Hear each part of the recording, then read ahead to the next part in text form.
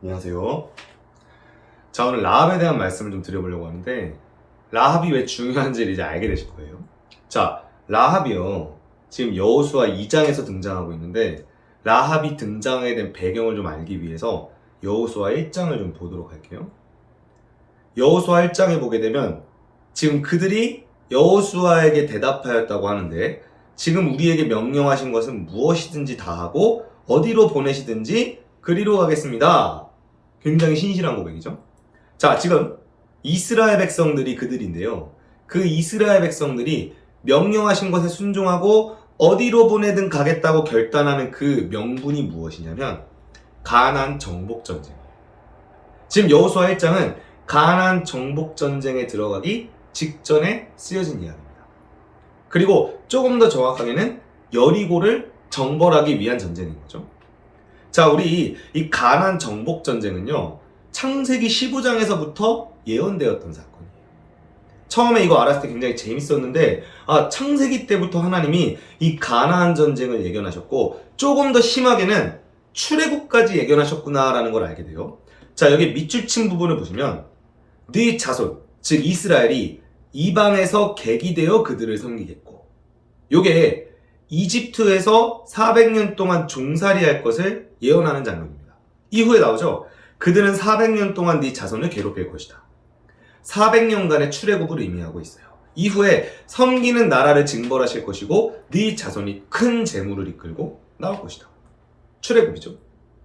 자, 이후에 장수하다 평안히 조상에게로 돌아가 장사된다. 이건 이제 아브라함에 대한 것이고, 네 자손이 4대 만에 이 땅으로 돌아올 것이고, 자, 이것은 이 땅, 약속의 땅 가나안을 의미하는데요. 이때에 아모리 족속의 죄악이 아직 가득 차지 아니하였다라고 설명하세요. 무슨 느낌이냐? 여기서 아모리 족속이 가나안을 의미해요. 그러니까 가나안 족속의 죄악이 아직 가득 차지 아니했기 때문에 4대 만에 이 땅에 돌아온다라는 말인 거죠. 자, 무슨 말이냐? 가나안 족속의 죄악이 가득 차야 이 땅으로 돌아올 수 있다는 거죠. 즉, 처음에 출애굽에 대해서 말씀하신 이후에 가나안 족속의 죄악이 가득 찰 때 가나안으로 돌아오게 될 것이다. 이유가 뭘까요? 신실한 이스라엘 백성들이 가나안 민족의 죄가 가득 찼을 때, 그래서 하나님의 진노를 살 때, 그때에 가나안에 돌아온다. 이것은 하나님이 출애굽해서 구원하신 이스라엘 백성들을 데리고 가나안 정복 전쟁을 함으로써 가나안 족속의 죄악을 심판하겠다라고 말씀하시는 거죠. 맥락이 이해가 가시죠? 성경 볼 때마다 재밌는 것은 하나님은 이와 같이 모든 사건을 미리 예언하시고 맥락 속에서 진행하고 계신다는 거예요. 그리고 이 이스라엘 백성을 단순히 애굽에서 빼내신 것뿐만 아니라 이 이스라엘 백성을 통해서 하나님의 거룩한 일을 이루신다는 거죠. 마치 오늘날에도 예수님을 믿게 된 크리스천들을 통해서 거룩한 하나님의 사역과 전쟁을 감당하게 하는 것과 같은 원리입니다. 자, 이러한 시점에서 라합이란 인물이 등장을 한 거예요. 여호수아 2장을 다시 볼까요? 지금 여기서 밑줄을 볼게요. 라합이 여리고에 살고 있는 기생이었어요. 정탐꾼들이 여리고를 엿보는데 라합이라는 기생의 집에 들어가 유숙하게 됐죠. 자, 그러니까 라합은 가나안 기생 창녀, 이스라엘과 별로 연관도 없고 하나님과도 그다지 연관이 없던 완전한 이방인이고, 조금 더 보태면 하나님이 진멸하려고 하셨던 백성이었던 거죠. 그런데 이 가나안의 기생 창녀 라합이 정탐꾼들을 숨겨줘요. 덕분에 이 정탐꾼들은 목숨을 부지할 수 있었죠. 자, 그렇다면 여기서 가나안 기생 창녀 라합이 왜 이스라엘 정탐꾼들을 도와줬을까요? 단순히 불쌍해서일까요? 정탐꾼들이 너무 고생하는 것 같고 가나안 백성에게 죽을 수 있으니까 불쌍해서 구해준 걸까요? 여러분, 다음 PPT를 보게 되면은 라합이 왜 정탐꾼을 도와줬는지가 나와 있어요. 주님께서 이 땅을 당신들에게 주었다는 거죠. 이것은 라합이 하나님이 이스라엘 백성을 통해서 가나안을 정복해 하실 것에 대해서 알고 있었다는 거예요. 왜 알고 있었느냐? 이스라엘 백성이 출애굽기, 민수기, 신명기에서 이스라엘이 계속 광야를 나아가는 길들을 계속 듣게 된 거예요. 그 광야에서 그리고 이집트에서 나올 때부터 하나님이 이스라엘 백성들을 통해 어떠한 일을 하셨는지를 들었다는 거죠. 우리 하나님의 역사는요, 정상적으로 들을 때 많은 사람들을 놀라게 합니다. 그래서 라합은 하나님을 부인할 수 없는 거예요. 마지막에 있죠. 과연 주 당신들의 하나님만이 참 하나님이십니다. 그러니 하나님을 따라 정복 전쟁을 하고 정탐하러 온 당신들을 돕겠다. 나도 하나님을 믿기 때문에. 이게 라합의 논리라는 거죠. 놀랍지 않습니까? 제가 이 말씀 처음 봤을 때 굉장히 위로가 됐어요. 왜냐? 우리가 오늘날 교회 안에서 하나님의 역사를 감당하고 우리가 그리스도의 교회를 통해 놀라운 하나님의 역사들을 성취하게 되면 라합 같은 인물이 나온다는 거예요. 저희가 사역을 하고 정복을 하고 하나님의 역사를 일으키고 수많은 영혼들을 주께 돌아오게 하는 거룩한 영적 전쟁이 계속하여 일어나게 되면 라합 같은 자들이 듣고 하나님을 믿고 하나님에 대해서 깨닫게 된다는 거죠. 반대로는 오늘날 우리가 제2의 라합, 제3의 라합과 같은 자들 만나지 못하고 있다는 것은 오늘날 하나님을 믿는 교회가, 그리스도를 따르는 교회가 그러한 놀라운 하나님의 전쟁과 역사를 성취하지 못하고 있기 때문이라고도 할 수 있겠죠. 자, 이제부터가 중요합니다. 그러면 라합이 이제 하나님을 영접하였고 하나님을 믿기로 결단했잖아요. 과연 이후에 라합의 삶이 어땠냐는 거죠. 우리가 왜 라합을 연구해야 되냐면, 여러분, 라합은 성경 속에서 하나님을 믿게 된 자가 어떻게 살게 되는지, 어떠한 자가 정말로 믿는 자인지를 명시해서 설명해주는 아주 좋은 인물입니다. 제가 라합을 처음 연구하면서 솔직히 조금 놀랐어요. 왜냐하면 라합이 구원받게 된 이후 우리가 생각했던 라합의 훌륭했던 점과는 많이 달라요. 가나안 기생창녀 라합, 불쌍하죠. 긍휼히 여김을 받아야 될 존재이죠. 그래서 하나님이 라합을 구원하셨어요. 맞는 말인가요? 맞는 말이죠. 그런데 이것만으로는 부족해요. 하나님은 라합이 불쌍해서 그를 구원하셨지만 성경은 이거에 대해서 훨씬 더 많은 이야기를 합니다. 그래서 이제부터는 제가 성경에서 라합에 대해서 무슨 말을 하고 있는지를 보여드리도록 할게요. 자, 첫 번째 본문입니다. 여호수아 2장 12절부터 13절인데 제가 읽어볼게요. 내가 당신들에게 은혜를 베풀었으니 이제 당신들도 내 아버지의 집안에 은혜를 베푸시겠다고 주님 앞에서 맹세를 하시고 그것을 지키겠다는 확실한 징표를 나에게 주십시오. 그리고 나의 부모와 형제자매들과 그들에게 속한 모든 식구를 살려주시고 죽지 않도록 우리의 생명을 구하여 주십시오. 아멘. 자, 여기서 보면 내가 라합이죠. 그럼 내가 라합이라면 나는 불쌍하고 가난한 창녀이고 믿을 게 없으니 나를 좀 구원해달라 라고 할 수도 있을 것 같아요. 특히 우리가 인생의 여러 가지 어떤 불쌍한 처지나 힘든 처지에 있을 때는 그런 말을 하고 싶잖아요. 자, 근데 라합은 굉장히 확실하게 말합니다. 내가 당신들에게 은혜를 베풀었으니 나와 내 식구를 구원해달라. 여기에서는 분명히 인과관계가 존재하고 있어요. 내가 정탐꾼을 선대하고 당신들의 정복전쟁을 도와주었으니 나를 구원해달라. 얼핏 봤을 때에는 내가 너희에게 뭔가 베풀었으니 구원을 달라라고 얘기하는 것 같죠. 그런데 사실이에요. 관련해서 여호수아 6장에서 무슨 얘기를 하고 있는지 보여드릴게요. 여호수아는 창녀 라합과 그의 아버지 집과 그에게 딸린 사람을 다 살려주었다. 라합이 오늘날까지 이스라엘 백성 가운데 살고 있는데 그것은 여호수아가 여리고를 정탐하도록 보낸 사람들을 그가 숨겨주었기 때문이다. 아멘. 자, 이 부분은 여호수아가 이후에 라합에 대해서 하고 있는 이야기인데, 여호수아가 여리고를 정탐하도록 보낸 사람들을 그가, 라합이 숨겨주었기 때문에 라합은 우리와 함께 살고 있다. 여기에서도 분명히 이야기하고 있습니다. 라합은 정탐꾼들을 살려주었고 숨겨주었기 때문에 여호수아와 백성들과 공동체 안에 함께 거하게 되었다. 여기서도 인과관계가 있습니다. 단순히 라합이 불쌍해서? 아니요. 라합이 정탐꾼을 숨겼기 때문에. 이쯤 되니까 마음속에 약간 혼란과 어려움이 있죠. 그래도 구약은 율법이 있던 시대이고 순종이 중요하니까, 반대로 신약은 예수 그리스도로 말미암아 은혜와 용서의 시대니까 라합처럼 뭔가를 순종하고 행하는 것과 상관없이 우리의 그냥 믿음과 우리의 존재만으로도 은혜로 구원받는 것이 아니냐. 과연 그럴까요? 우리 믿음에 대해서 설명하고 있는 대표적인 본문이 히브리서 11장입니다. 읽어볼게요. 믿음으로 창녀 라합은 정탐꾼들을 호의로 영접해 주어서 순종하지 않은 사람들과 함께 망하지 아니하였습니다. 아멘. 자, 여기에서 믿음의 조상이었던 라합에 대해서 분명히 이야기하고 있어요. 믿음으로 창녀 라합이 정탐꾼들을 호의로 영접했기 때문에. 그래서 순종하지 않은 사람들과 함께 망하지 아니하였다. 여러분, 여기에 순종하지 않은 사람들과 함께 망하지 아니하였다, 이 말은 믿음은 순종이라는 것을 말하고 있는 것이죠. 네가 믿는 자라면 순종하는 사람이고, 반대로 믿지 않아 순종하지 않는 사람과 그래야 망하지 않을 수 있다. 순종해라. 라합은 믿음으로 순종하여 정탐꾼들을 영접한 것이다.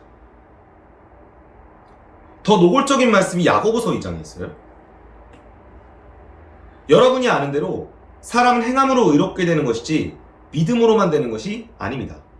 창녀 라합도 정탐꾼들을 접대하여 다른 길로 내보내서 행함으로 의롭게 된 것이 아닙니까? 아멘. 야고보서는 말로만 믿지만 행함이 없는 믿음을 질책하려고 쓰여진 책이에요. 그런데 여기에서 라합을 예로 들면서 정탐꾼을 접대하여 다른 길로 내보내서 그 행함으로 의롭게 되지 않았습니까? 라고 말하고 있는 거예요. 우리가 생각할 때 내가 그냥 말로만 믿고 있어도, 내가 관념적으로 예수님을 부인하지 않고 적당히 인정하고 있으면 그것도 믿음이라 생각하지만, 야고보는 말합니다. 행함이 의롭게 되는 믿음이다. 라합은 정탐꾼을 영접하고 그들을 돕는 행함으로 그가 정말 하나님을 믿는 자라는 것을 증명했다. 이런 뜻인 거죠. 여러분, 모든 것이 하나님의 은혜입니다. 제가 지금 설명하는 것이 하나님의 은혜를 부인하는 게 아니에요. 라합이 잘났기 때문에 무언가 행함으로 구원받게 되었고, 라합이 모든 걸 주도했다, 꼭 이렇게 말하려는 게 아니란 말이죠. 라합이 이렇게 정탐꾼을 돕는 행위를 할 수 있었던 이유도 하나님의 놀라운 은혜죠. 하나님이 라합에게 하나님이 역사하고 전쟁해 오셨던 역사를 들려주셨기 때문에 그것도 하나님의 은혜예요. 그러나 라합은 그 하나님의 은혜에 응답하는 자였다는 거죠. 나도 그 위대한 하나님을 따라 정복전쟁에 동참하고 역사에 함께하는 자가 되겠다. 이런 라합의 삶의 모습을 오늘날로 생각하면 이것과 비슷할 것 같아요. 단기 선교를 가는데 우리가 이제 선교를 나가거나 사역하는 게 영적 전쟁의 성격을 띄어요. 그렇죠? 그래서 주의 군사들아 싸우자 막 이런 찬송도 있고, 에베소서 6장에서는 구원의 투구, 성령의 검, 하나님의 말씀을 가져라. 하나님의 말씀으로 싸우는 거죠. 그래서 사람을 죽이는 육의 전쟁이 아니라 그의 영을 말씀으로 치는 복음 전쟁, 사역 전쟁이에요. 그래서 정탐꾼들처럼 단기 선교를 나간 거예요. 근데 그 땅이 처음 간 땅이기 때문에 익숙하지가 않아. 잘 모르는 땅이에요. 그래서 그 땅에서 막 어려움을 겪고 있는 거죠. 그런데 그 현지에 살고 있는 청년이 도와준 거예요. 그 현지 청년 덕분에 선교도 수월하게 할 수 있었던 것이죠. 덕분에 그 청년에게 우리가 복음을 전해. 도와줘서 고맙다 하면서 하나님에 대해서 증거하는데 그 청년이 그 이야기를 듣고 반응하는 거예요. 그래서 이 선교팀을 끝까지 돕고 이후에 선교에 동참하는 자로 변화하게 된 거죠. 비슷하지 않습니까? 그런데 이 현지에서 만난 청년이 그 사회의 지도층이거나 잘났거나 가진 게 많거나 아니면 내가 세속적으로 높은 자리에 있어서 그런 은혜를 누린 게 아니죠. 내가 잘나서 누린 게 아니란 말이에요. 그러나 적어도 그 청년은 하나님을 통해 베풀어진 은혜, 복음, 들려진 메시지에 반응하는 자였다는 거죠. 그리고 여기에 진정으로 반응한 자라면 절대로 내 마음대로 아무런 행위와 감동 없이 살 수 없어요. 정말 제가 삶을 통해 느꼈어요. 제가 예수님 만나고 났더니 예수님을 증거하고 예수님을 위해 살아가는 자를 돕고 싶고 헌신하고 싶고 함께하고 싶었고, 그래서 지금까지 그렇게 살아왔어요. 그리고 그 안에서 하나님은 놀라운 은혜와 역사를 계속하여 깨닫게 해주셨어요. 라합에게 주어진 또 하나의 은혜를 보여드릴게요. 마태복음 1장인데요. 읽어볼게요. 시작. 살몬은 라합에게서 보아스를 낳고 보아스는 루색에서 오벳을 낳고 오벳은 이새를 낳고 이새는 다윗 왕을 낳았다. 아멘. 자, 라합은요 가나안 기생 창녀였어요. 근데 마태복음 1장을 보니까 다윗 왕을 낳았다. 다윗의 조상이 된 거죠. 놀라운 겁니다. 저도 예수님 믿기 전에 찌꺼기 같은 존재였어요. 아무런 의미도 목적도 없는 존재.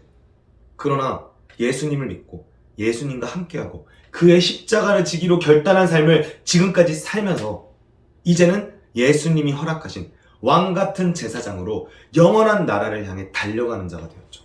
이것이 하나님의 은혜예요.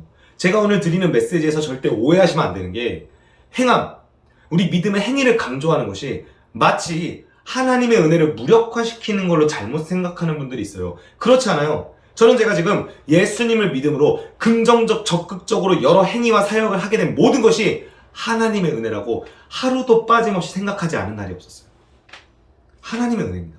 그러나 그 은혜는 우리의 책임 있는 반응을 요구해요. 행해야 한다는 거죠. 제가 좋아하는 목사님입니다. 조지 밀러 목사님. 이분이 책 제목처럼 5만 번 기도응답을 받으셨다라고 되어 있어요. 자, 그러면 이 5만 번 기도응답에 꽂혀서 우리는 세속적으로 내가 원하는 걸 자꾸만 구하는 거죠.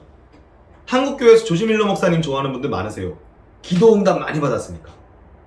제가 이 책을 보면서 조지 밀러 목사님의 기도는 응답받을 수밖에 없는 기도라는 걸 알게 됐어요. 학교를 세우고 영혼들을 구원하고 구제하고 돕는 거에 관련된 기도밖에 없으세요. 그러니까 응답받는 거죠. 근데 이 조지 밀러 목사님의 믿음을 보면 과연 우리 일반 성도들, 일반 교인들이 저렇게 믿을 수 있을까? 오늘 여러분 라합에 대한 이야기를 들으시면 라합 같은 성경의 인물들이야 그렇게 살 수 있어도 우리 같은 자들이 그렇게 믿음을 드러낼 수 있겠어? 우리 같은 자들이 그렇게 행할 수 있겠어? 이런 생각이 드시죠. 그러나 그건 틀린 말입니다. 어떤 이들은 말합니다. 저는 뮬러 씨가 가진 그런 믿음의 은사를 결코 소유하지 못할 것입니다. 그는 믿음의 은사를 가졌습니다. 이 말씀은 큰 착각입니다. 사실 큰 실수입니다. 그분의 말씀에는 어떠한 진실도 담겨 있지 않습니다.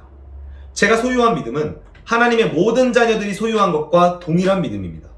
제 믿음은 과거 시몬 베드로가 소유했고 또 모든 성도들이 소유할 수 있는 그런 종류의 믿음입니다. 아멘. 이 이야기가 무슨 말이냐? 조지 밀러 목사님은 이 이야기를 하고 싶은 거예요. 나의 믿음이 유별난 게 아니라 라합의 믿음, 베드로의 믿음 유별난 게 아니라 예수 그리스도를 진정으로 믿으면 뮬러 씨처럼 베드로처럼 라합처럼 살게 된다는 겁니다. 여러분 죄송한 얘기지만 내 안에 라합 같은 행함, 베드로 같은 변화, 뮬러 씨 같은 그런 사역과 열매와 내 안에 거룩한 역사가 없다면 내가 진짜 예수님을 믿는 자인지 돌아보셔야 합니다. 물론 우리는 생각하겠죠. 내가 믿는다고 변화하겠어? 우리는 부족해. 여러분 그러나 적어도 성경은 그렇게 말하고 있지 않아요. 믿는 자는 라합과 같이 정탐꾼을 영접하거나 또는 그 믿음에 합당한 행함과 열매를 보인다는 거죠.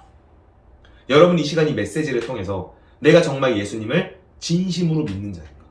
내 안에 그 예수님에 대한 믿음과 감동과 회심이 있다면 과연 나는 그것 때문에 내 삶에 어떠한 행위와 어떠한 변화와 어떠한 열매와 역사가 있는지를 돌아보고 구하시는 그런 저와 여러분 되기를 주님의 이름으로 소원합니다. 아멘. 감사합니다.